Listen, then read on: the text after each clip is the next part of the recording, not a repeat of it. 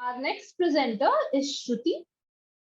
She is going to be talking about her personal experience of living as a person on the autism spectrum. Her presentation is titled Living on the Autism Spectrum.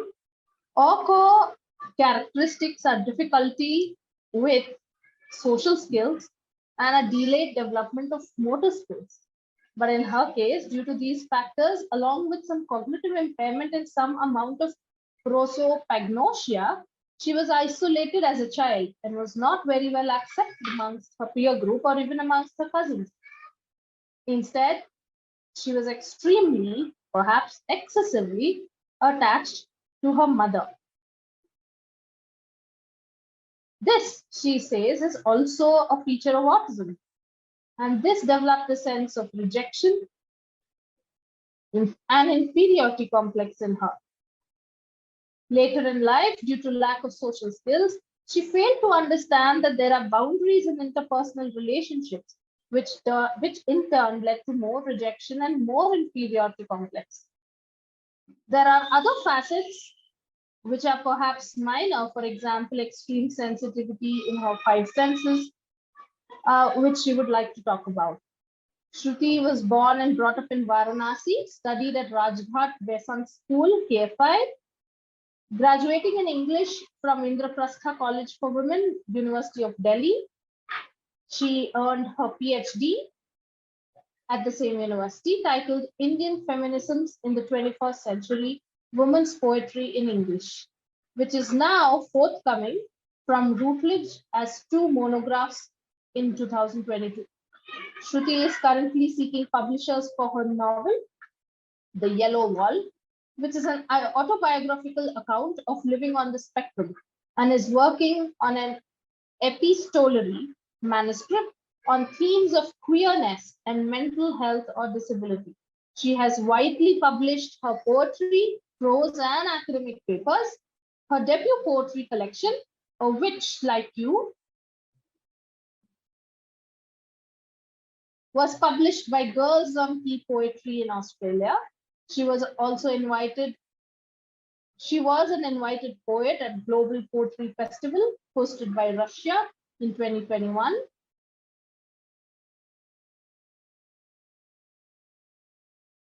Formerly a teacher at Dayal Singh College, University of Delhi, she is currently an assistant professor in English at Jamia Millia Islamia, New Delhi. Over to you. Thank you so much for the immensely long introduction, which you need not have given.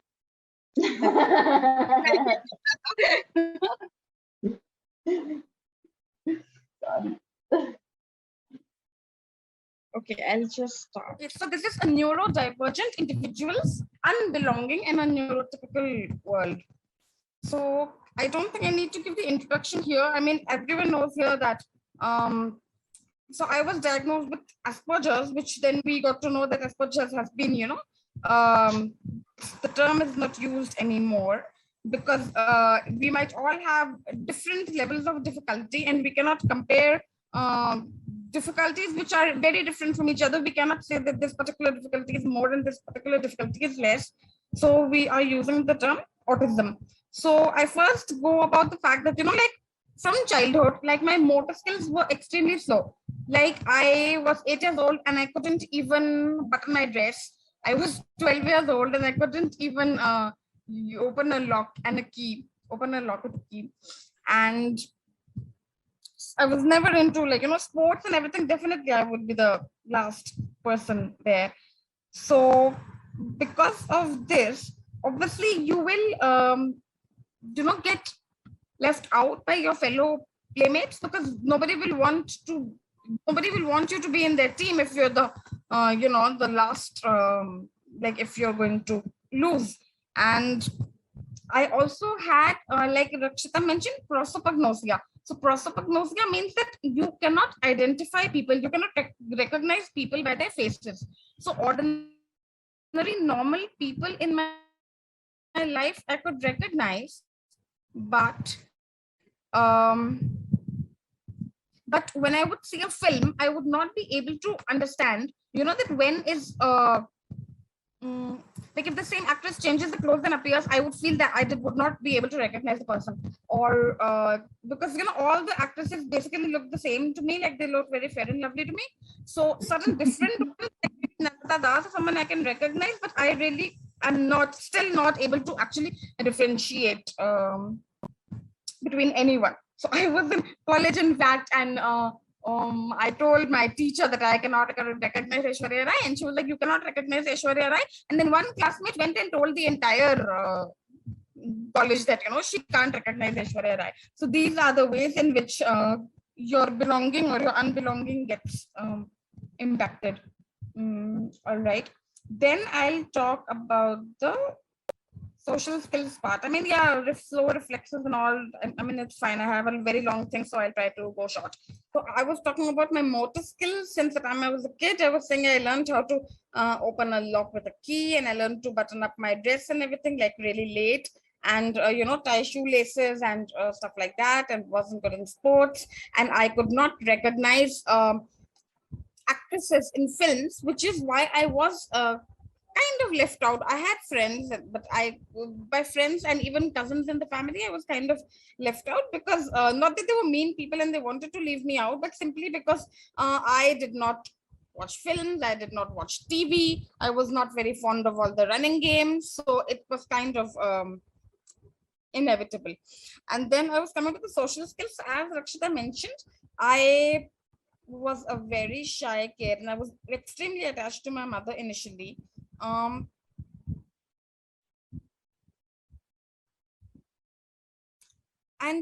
I mean, I had a lot of social problems in school. By the time I came to college, that kind of became better. And today I have a lot of problems with issues like interpersonal boundaries. That is, I think, the biggest problem with me as far as social skills are concerned. And probably the most disastrous result of this. So I've always been, kind of maybe transgressing people's boundaries because I've always gotten very attached to one older figure. So my parents got divorced when I was 14 or so. So I don't know if this is related to that, but I am queer, so I fall in love with women. So and I've been falling in love with teachers. I was in love with a teacher in school. I was in love with a teacher in college. So this is probably where I transgressed boundaries the most, because I got really obsessed with her, and it's not a was, it's still a madly, deeply, lifelong, unforgettable love, like I have written. But the intensity is too much for the other person to take. So what will happen if you fall in love with a teacher so intensely? So the inevitable happens. So I have been accused of stalking and sexual harassment. Yes. So again, rejection, right? So not denying anything, but the amount of rejection that comes, because it's from your fellow students, it's from teachers, it's from the entire thing. And I would call my college as forever home, because precisely because my parents were divorced, and because I did not have a very stable sense of home, I tried to make the college my home. Like I said, I used to be really shy in school, and it's only in college that I started opening up and started finding, let's say, ways in which I can express my strengths and use my talents as compared to school. So the impact of that on me was also, again, it's not a was, quite strong. Then let me move on.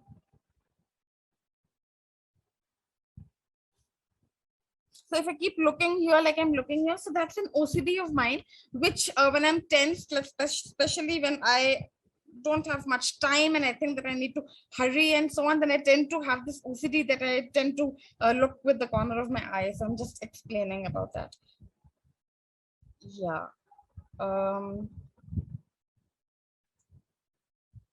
Right. So slowly, I mean, I lost a lot of friends. Like you can imagine that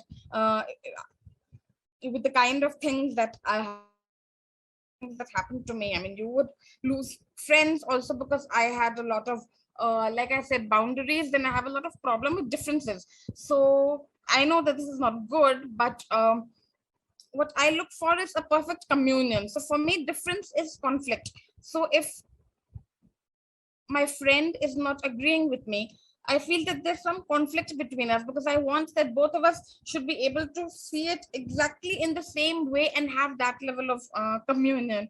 So this is a very unpractical, unrealistic thing, but it is something that I look for in each and every relationship, and I don't find so. Which is another reason also why you get rejected, because if you can't take differences, then a lot of people have issues with that as well. Um, right. So from 13 good friends, I came down to 3. And then, yeah, I was really obsessed with my teacher. Like, it's kind of decreased a bit now. Earlier, like, I would think that all the books that I read in childhood, all the books that I read in childhood, thank you, Pranav. Like, I used to read a lot of girlish books, and I knew that my teacher had read like other kind of stuff, like murder mysteries. I was like, no, why did she not read the same kind of stuff as I read, and why did I not read the same kind of stuff as she did? So I've been like really mm, like, and then as far as differences are concerned, like I've tried to make myself like her. So if I want to be like her and I want my friends to be like me, so then everyone is going to become an identical copy of each other. So it doesn't make sense, but my autistic brain doesn't make sense. Yeah. Mm. And then OCDs, like I talked about, obsessive compulsive disorders, is mainly like looking out from the corner of my eye, like I said, and things like that, which can, become a problem in certain kind of situations in life, like interviews, crossing a road, and so on. Then I'll come to my stim. So my way of stimming is just to repeat my teacher's name, which I do all the time. When I'm, what have I written? When I'm scared, in pain, frustrated, angry, worried, tired, or just about any negative emotion you can think of. So it's practically all the time. I mean, anytime I'm with people and then I get a moment to myself, then I say into mine. So it's like a standard. Then I come to, after OCD and stimming, I come to sensory sense perceptions. So my biggest difficulty is with touch. So there are a lot of different kind of clothes, like especially woolen clothes and so on, which I could not and still cannot wear against my skin. So this was a problem, like in childhood, because you are told to wear whatever you are told to wear. But now it is, of course, is not so much of an issue, although people will sometimes not understand why. When it's extremely cold and I do not want to wear something, they do not understand that it's so cold, why does she not want to wear something? So they don't understand that the sensory difficulty would be worse than the cold for me. But anyway, um, and other kinds of, so I also, I don't know, I'm not sure, but I wonder if I identify as a queer person, maybe also because of the hypersensitivity to touch, in the sense that I'm really scared of penetration. So I don't, it might have something to do with hypersensitivity to touch. Right. Um, Something that I realized when I attended the recent autism course by Truhap was that, I might have other sensory sensitivities as well, because I do get migraines of light and sound and, even taste, probably things that I haven't realized. But when we were told that, if you can't eat a lot of chilies or spicy food, that means that you are very sensitive to taste. So then I realized, right. Again, small little things like, I have hyperlaxity of ligaments, which I always had. I was born with a preauricular sinus. When I walk, my 2 feet keep colliding into each other. So I think all these things might be related to autism. Not totally sure. Um, right. Then I come to change. So for me, like I have never insisted on a routine or something like that, but change was a big thing for me. Like even going to stay the night at my grandparents' place was a huge big thing. Um, Once I told my parents that, let's go to Delhi to attend the book fair. So my dad actually booked tickets, and then we were supposed to go the next day. And I backed out saying, no, I don't want to go. So again, because the plan was very sudden, I could not adjust myself to it. And also maybe because I was very attached to my mother, but I was the one who had suggested the plan in the first place, but still I backed out of it. So I have been in Delhi for a long time now, and thank you, Parul. I have been in Delhi for a long time now, and people do not, again, understand it. Why are you, why can't you move to another city or another country?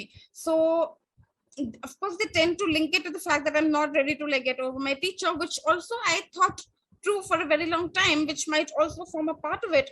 But I also think, like, as I discussed with my therapist, that to quite an extent, it's also my entire phobia of change and not only my, yeah. Right. I talk to myself. I talk to myself all the time, actually. I'm in my room, I'm in the house, out of the house, out on the roads, meandering in the college, in the hostel garden, wherever I am, I start talking to myself, wandering around and talking to myself. So I've been thankful enough that actually I have not got as much of a rejection as I might have had in life, like, stalking people and just wandering all over the place like a mad woman talking to yourself might have got me more rejection in life than what I have received. But yeah, but sometimes you have negative experiences, like once someone thought that I'm disabled. So I mean, maybe autism is a disability, but because I was talking to myself, they thought that I have a disability, and I was called schizophrenic by a lot of mean girls. So again, in the Truhap course recently, I got to know that schizophrenia is similar to autism in its manifestation. Mm, right. Then again, I used to masturbate. Like I kind of rock myself on the bed. So my mother describes it as rocking, but it's something I used to do from childhood, and it's much later in life that I realized that it could be masturbation, because according to my mother, it's rocking, but according to me, it's rubbing my genitals on the bed, and the kind of pleasure it gives me is actually a masochistic pleasure. So it's not just happiness, but it's a kind of happiness in being masochistic and punishing yourself, kind of a happiness. So I did this a lot in childhood, and now I do it sometimes whenever I get the urge. Yeah. But of course, there are things that you don't do in front of people anymore, so people don't get to know, but you still do it. Then, as they say in autism, that you are lost in another time and space. So I was always lost, and everyone knew this. I mean, I had college teachers who would say things like, "In which world are you, Shruti?" or "She's lost in her own world as usual." And I was like, God, even my teachers know this about me. Right. Meltdowns, again, autistic thing of not being able to control emotions. Meltdowns, anger, tears. People don't understand. People think that nobody we know has ever spoken like this, the way you speak. So that happens. So most of the people who've seen my meltdowns are my immediate family, but it comes out. It came out on my domestic help recently, the last one, and it also came out on my head of department where I'm working. So thankfully I had told her about autism, but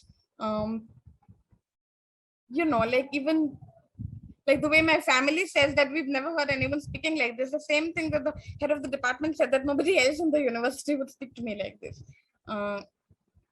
Right. Being bullied and dominated, yes. Like, again, I have in my childhood also, I've been dominated by my brother, who's in fact a couple of years younger to me, but still. And in college, because of everything that happened with the teacher, so there were some juniors who were really very like, maybe they were homophobic, or maybe they just wanted to harass me, like, I don't know, but they used to I don't know what they used to do. I mean, they used to call me schizophrenic, and they used to tell me stuff like, take out your bra and show us your breasts. And they used to tell me to walk like a lesbian, as if God only knows how a lesbian walks. So, yeah. Right. Black and white. Yeah, I mean, I kind of tend to think in black and white. So, as a friend of mine, coming to the end of it now. So, I kind of tend to think in black and white, and which is also something to say about autism. So, once in college, a teacher of us asked us, thank you, Deborah. Once in college, a teacher of us asked us, "Do you believe in black and white or not?" And I was amazed that all the people in my class said yes, yes, yes, no, no. I mean, do you see in black and white? Whether they do, whether they're not, they just say yes and no. So I said that I do think in black and white, but I wish I didn't. I wish, because I don't think that's the best thing to think in black and white, but then I think I kind of think in black and white. So I think my friend is right. My friend recently said that I think in I can see the nuance when it comes to myself, but when I look at other people, then I think in black and white. So she's probably right. I'm too honest. Autistic people are knowing for being too honest. So I cannot play things like bluff and gulam chor and any kind of game because I can't. So once there was this junior of mine, and again in college, and she wanted me to pretend that I'm her local guardian. So I was like, I would not be able to pretend that I'm a local guardian. So she is like, "दी, आपको तो झूठ बोलना भी नहीं आता है, मतलब आता क्या है?" Right. So that's pretty much the end of it. I had written a whole long thing, but I tried to summarize everything so that at least I don't miss out on any of the points. Yeah. Thank you for such an amazing end